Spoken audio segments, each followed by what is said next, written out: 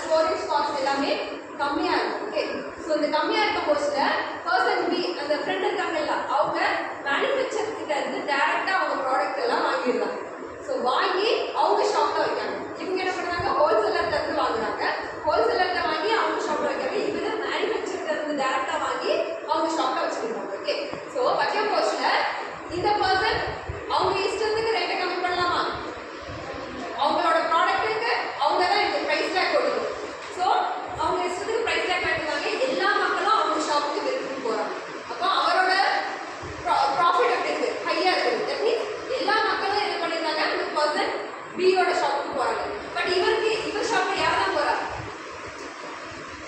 கொஞ்சம் ஹைஃபையான பீப்புள்ஸ் மட்டும் போகிறாங்க. அப்போது நம்மளோட பிஸ்னஸ் ஐடியாஸ் எப்படி இருக்கும், பிஸ்னஸ் ஐடியாஸ் எப்படி இருக்கும்,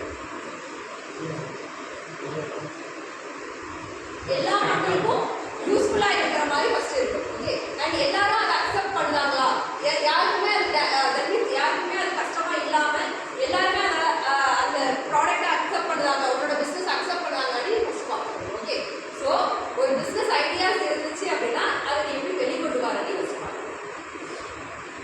உனக்கு ஐடியாஸ் வந்து நீ நார்மலா இருந்துன்னா நார்மலா ஐடியலா இருந்தா அப்படின்னா உனக்கு ஐடியாஸ் வராது. எதையாவது நீ திங்க் பண்ணிட்டு ஏதாவது ஒரு ஆர்டிக்கலை ரீட் பண்ணிட்டு இருந்தா அப்படின்னா உனக்கு ஐடியாஸ் வரும். ஓகே, ஸோ இவங்க யாருக்காவது ஏதாவது ஐடியாஸ் இருக்கா? என்ன ஐடியா? ஃபினான்ஸ் பற்றி. ஃபினான்ஸில் ட்ரேட் மார்க்கெட்டா?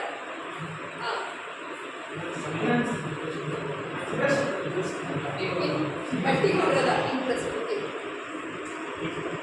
அது நீ எப்படி கொடுப்ப? தட் மீன் 6 பைசா வட்டிக்கா? எல்லாரும் அதை பே பண்ணிடுவாங்களா? எல்லாரும் அதை பே பண்ணுவாங்களா? பே பண்ண மாட்டாங்க. அப்போ